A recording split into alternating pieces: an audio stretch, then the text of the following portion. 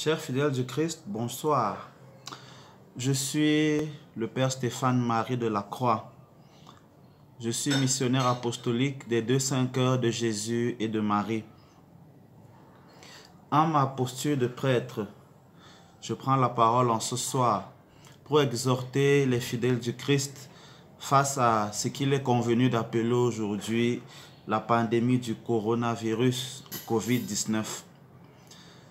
Je suis très surpris de voir le comportement de beaucoup d'entre nous, prêtres et pasteurs, et en même temps, je suis déçu de voir la mauvaise attitude de beaucoup de chrétiens. Vous voyez, lorsqu'il y a des choses qui se passent de cette sorte, lorsqu'il y a des attaques, qu'elles soient spirituelles ou physiques, il ne faut pas oublier les bonnes habitudes. Regardez ce qui se passe. On ferme les frontières. On se précipite pour s'approvisionner en nourriture. On interdit même aux gens de circuler dans beaucoup de pays. Et pire encore, des notes et des circulaires d'épiscopes circulent où on dit il faut éviter de donner la communion dans la bouche seulement par la main parce qu'on a peur d'être contaminé ou d'être un vecteur de la maladie. Mes chers amis, où va-t-on? Si le Christ est le Christ, si Dieu est Dieu, comment Dieu peut être un vecteur de maladie? Quelle maladie peut avoir le dessus sur Dieu? On assiste même à des neuvaines spéciales pour le coronavirus. Je ne sais pas si, au moins pour ceux qui sont en Afrique, ils se rappellent que sur nos terres, sous les tropiques, le paludisme est encore la première cause de mortalité. Ai-je déjà vu un prêtre, un religieux, une religieuse ou même un évêque prendre le bic pour écrire une neuvaine? Pour cela, je n'en ai pas souvenance. Peut-être vous me reprendrez, mais je n'ai pas encore vu. En attendant que vous me fassiez mentir, je vous déconseille donc tout cet affolement. Ce n'est pas normal que des gens bien éduqués, bien formés et des croyants fassent ce genre d'erreur. Avez-vous déjà oublié la puissance de Saint Joseph que nous célébrons dans quelques jours? On dit bien dans la prière qui lui est adressée qu'il est compétent dans les soucis de famille, dans les soucis de santé. Mais si nous sommes face à un souci de santé, pourquoi on oublie de l'appeler? Pourquoi il faut trembler, composer de nouvelles prières? Même quand c'est le diable qui attaque, il innove dans les formes, mais dans le fond, il n'innove pas parce qu'il est une créature. S'il est une créature, il a la même manière de se déployer. Nous aussi, nous sommes des créatures, mais nous avons Dieu en nous. Nous sommes faits à l'image et à la ressemblance de Dieu. Alors nous seuls, nous pouvons créer parce que nous sommes Dieu. Si nous sommes dans Dieu, parce que nous avons l'image et la ressemblance de Dieu en nous, il faut d'abord revenir aux fondamentaux du combat spirituel. Ça, c'est si on pense que le coronavirus est une attaque diabolique. Il faut revenir à ces fondamentaux. Que fait le bon chrétien? Le bon chrétien a une manière de se comporter. Il ne se prive pas d'aider. Il ne se prive pas d'aimer. Il ne se prive pas d'être en présence de son Seigneur. Le Seigneur est mon berger, je ne manquerai de rien. Si le Seigneur est votre berger, pourquoi devriez-vous manquer de paix? Pourquoi devriez-vous manquer d'amour? Pourquoi devriez-vous manquer de tout ce dont les nécessités de la vie vous font demander? Alors, d'une chose, si vous ne croyez pas à cela, mais qu'est-ce que vous allez donc faire dans les temples, dans les églises? Qu'est-ce que vous allez faire là-bas? Je refuse, comme prêtre, comme croyant, comme serviteur de Dieu, de croire que le corps du Christ, que le sang du Christ peut servir de vecteur à une quelconque maladie. Et je vous déconseille de le penser ni de le croire. L'obéissance que beaucoup promettent oblige certains prêtres à faire ce genre de choses. J'ai aussi promis obéissance, mais je me refuse comme serviteur de Dieu, comme missionnaire apostolique, c'est-à-dire dans la succession des apôtres, à ne plus donner le corps du Christ à la bouche parce que j'ai peur d'être contaminé par le coronavirus.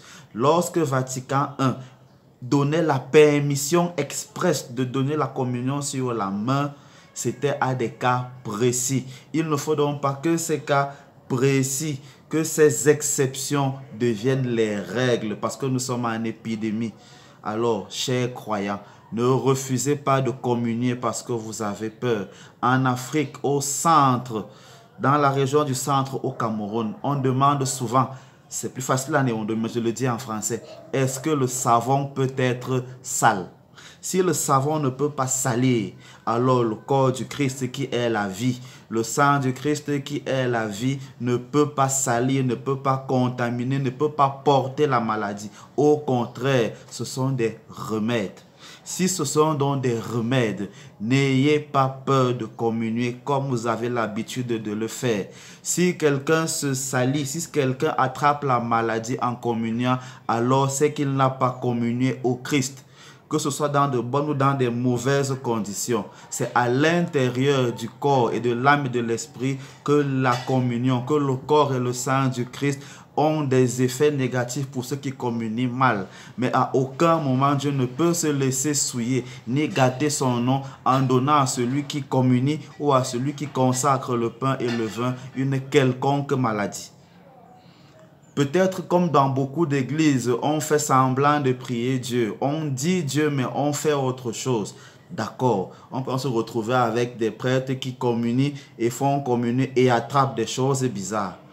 Mais je mets quiconque au défi. Ceux qui viendront communier à ma main a été consacrée pour donner le corps du Christ. Chaque fois que je donnerai le corps du Christ, je ne recevrai ni ne contaminerai personne. C'est la raison pour laquelle moi, le Père Stéphane Marie Mendeng et Foudébé, je vais continuer de célébrer les messes. Et ceux qui auront besoin de cette nourriture spirituelle dont ne doit manquer personne, qu'on soit marié ou pas, là c'est un autre débat, dont personne ne doit manquer, venez vous abreuver à la table du Seigneur. Ce n'est pas ma table. Je n'ai pas le droit de priver quelqu'un d'une telle nourriture parce que ce n'est pas ma nourriture. C'est le corps du Christ. Ce n'est même pas mon corps. Mon seul travail est de vous le donner. Alors je vais le donner chaque fois que les gens en auront besoin. Que par peur, vous ne veniez plus. Ça vous engage. Mais chaque fois que vous viendrez, je vous le donnerai tant que cela est de mon ressort. Nous allons être obéissants à ce que tous les gouvernements disent. On va faire les efforts pour ne pas être désobéissants avec l'État. Mais en homme religieux, mais en chrétien, en croyant, prenez les bonnes décisions. Ne vous affolez pas. Je mets quiconque au défi de me dire qu'il a suivi tout ce que j'ai demandé de faire, toutes les neuvaines que j'ai données et les prières que je conseille, et qu'il vienne me dire que malgré ça, il a été contaminé. Si même quelqu'un est malade et qu'il croit en Dieu, je ne suis pas je ne suis pas le sauveur, mais je suis convaincu que avec la communion, il y a la guérison au bout. Mettez-moi au défi. Et moi-même qui suis, je ne suis qu'un pauvre pécheur, peut-être même un bon menteur, un ignoble homme. Mais mettez, comme on dit, comme c'est écrit dans le livre du prophète Malachi, commettez l'imprudence de mettre Dieu à l'épreuve. Dites-lui, ton serviteur a dit que si on communie, on aura la vie. Seigneur, je crois en toi. Allez donc à l'endroit où vous êtes sûr de communier au corps du Christ et communier comme il se doit. Et si quelqu'un ne guérit pas, qu'il accuse Dieu. Oh, Dieu ne peut pas se laisser accuser. Ayez la foi et vous vivrez. N'ayez pas la foi et vous mourrez. Prenez donc ce temps libre qu'on vous a offert pour dormir à la maison, pour faire tout ce que vous voulez, mais que ceux qui sont sages n'oublient pas de prier et surtout de bien prier. Qu'ils ne faites pas les erreurs qu'on entend et qu'on voit partout. Prenez de bonnes décisions, soyez de bons chrétiens, soyez de bonnes personnes et vous ne le regretterez pas. En tant que serviteur de Dieu, j'ai parlé. Que Dieu Tout-Puissant vous bénisse et vous garde, lui qui est Père, Fils et Saint-Esprit, régnant dans tous les siècles des siècles. Amen. Loué soit Jésus-Christ.